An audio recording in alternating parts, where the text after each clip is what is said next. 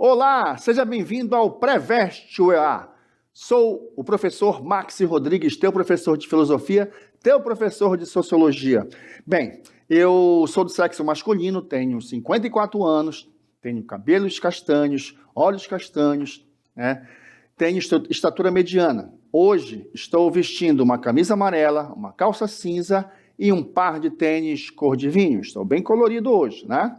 Bem, o ambiente da nossa aula de hoje é um estúdio de televisão e, o mais importante, vamos à nossa aula, né? Olha só, o nosso tema de hoje é um tema extremamente delicado, complexo, tá? Complexidade e presente nos exames que vocês vão fazer. Filosofia, linguagem e comunicação. De um modo geral, vamos abordar introdutoriamente a filosofia da linguagem. Definição de filosofia da linguagem. A filosofia da linguagem é um ramo da filosofia que se propõe a investigar a relação entre linguagem e pensamento. Relação entre o homem, a linguagem e o pensamento, com o mundo que o cerca, com o mundo subjetivo e com o mundo intersubjetivo. Então, veja bem, né? Nós somos fundamentalmente linguagem.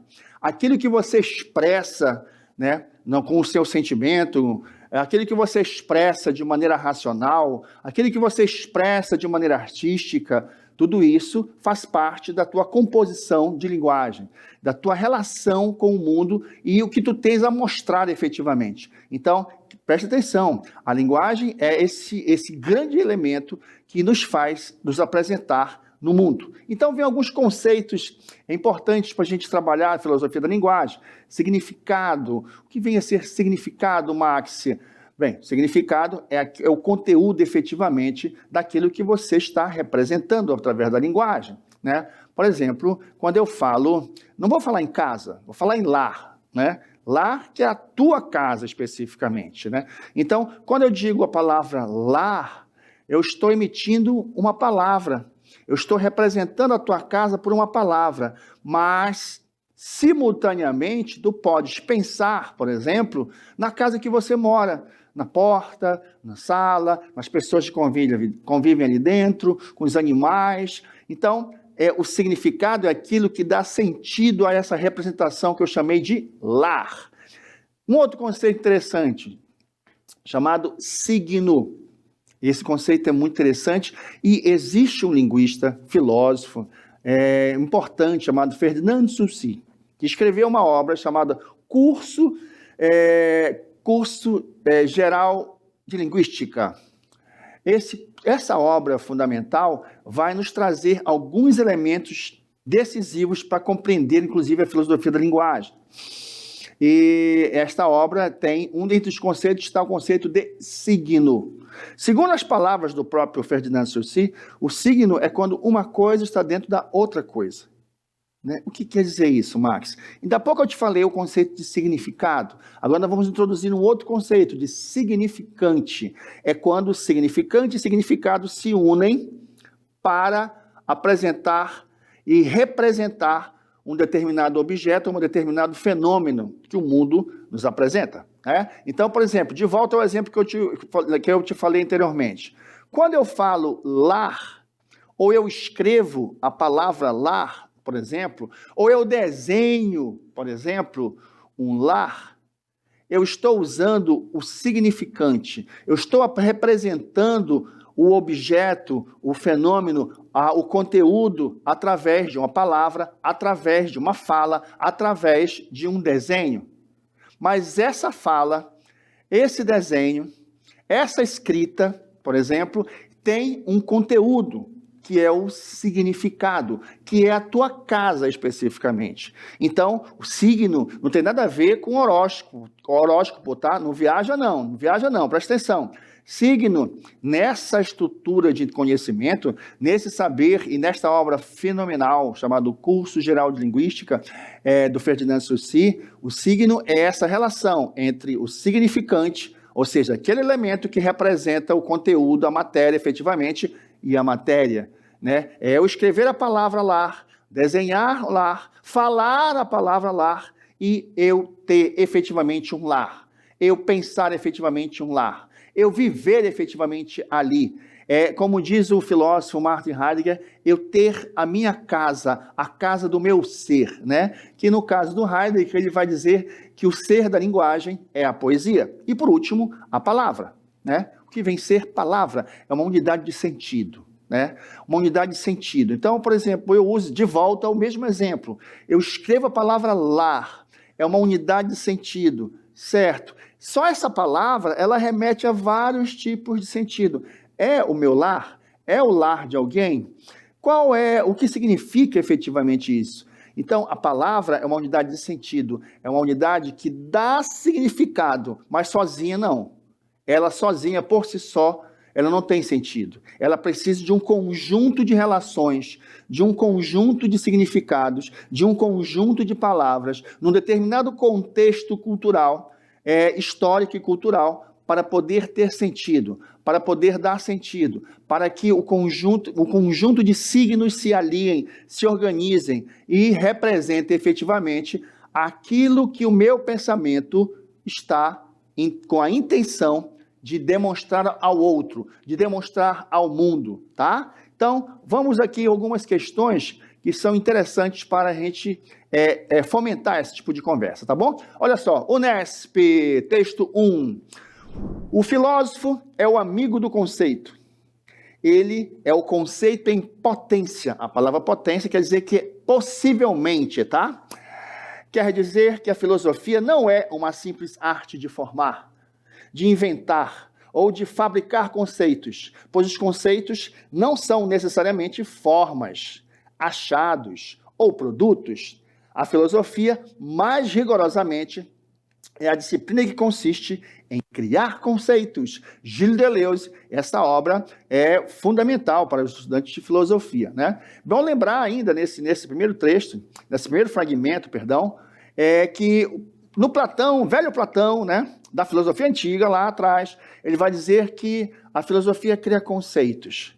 O que vem a ser um conceito? Um conjunto de palavras que se organizam em um argumento para definir algo. E a palavra definir quer dizer separar, tá? Então, o conceito é o campo, segundo Platão, o campo da filosofia. O Gilles Deleuze vai usar esse mesmo argumento do Platão e vai redirecionar, né, essa noção de conceito. O conceito em Platão é uma ideia que foge do mundo da opinião. Por que foge do mundo da opinião, Max? Porque a opinião, todo mundo tem a sua.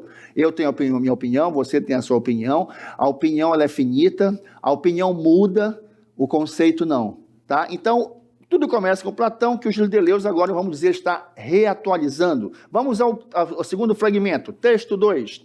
A linguagem é entre aspas, como se pensa, enquanto que a cultura é, entre aspas, o que a sociedade faz e pensa. A língua, como meio, molda o pensamento, na medida em que pode variar livremente. A língua é o molde dos pensamentos. Sobre esse outro fragmento, para aproveitar, quando ele chama de língua, tá? Então vamos separar aqui, tá?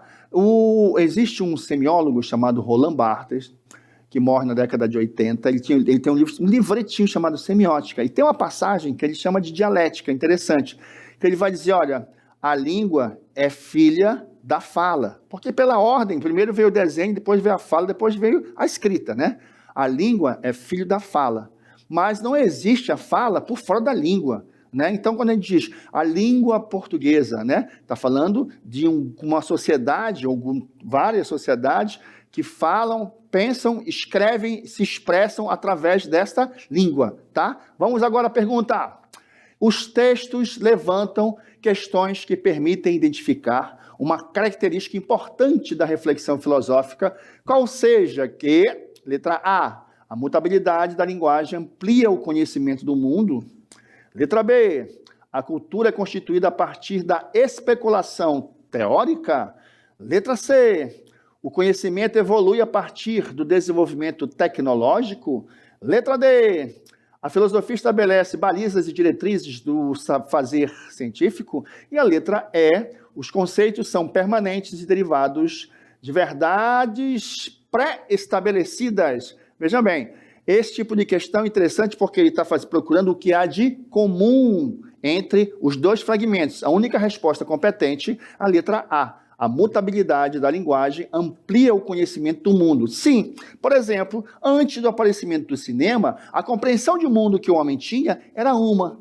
Quando essa invenção maravilhosa chamada sétima arte apareceu, a compreensão de mundo e a criação e invenção de novos mundos se ampliou sensivelmente, né? Então, hoje, nós temos, por exemplo, no cinema, várias artes num mesmo fenômeno.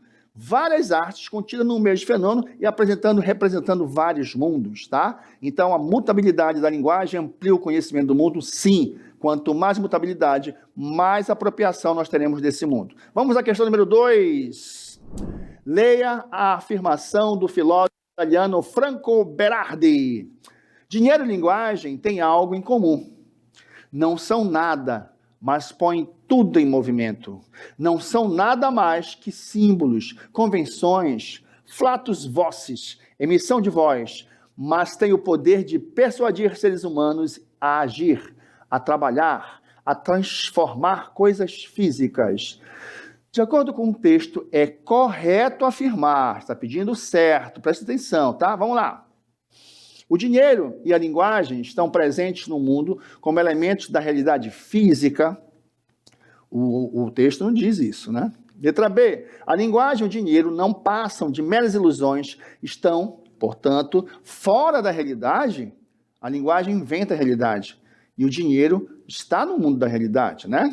Letra C. A linguagem e o dinheiro, embora estabeleçam relações com os seres humanos, são incapazes de influir na realidade, né?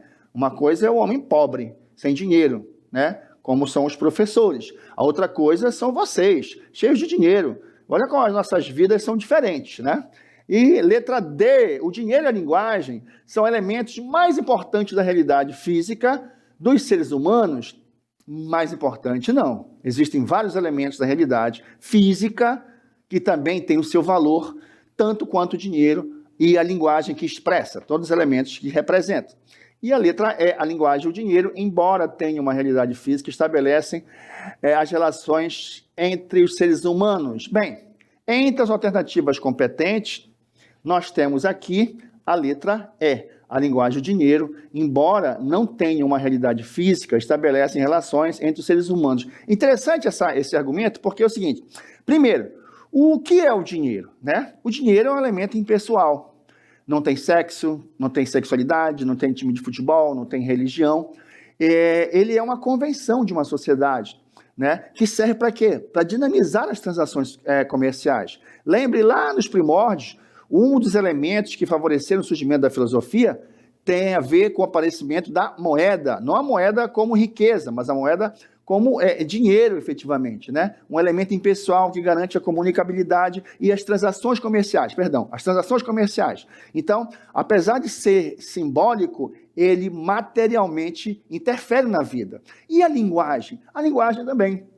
A linguagem é um conjunto de símbolos que se relacionam numa determinada cultura e que tem essa capacidade, né, de representar o mundo que nós vivemos. Repito, o mundo lá fora, o mundo aqui dentro e o mundo entre os indivíduos, tá? Vamos lá. Na aula de hoje, vimos que a linguagem é uma ferramenta prática e uma ferramenta teórica para a vida necessária, né? E esse é um dos assuntos muito importantes que cai no SIS, que cai no macro.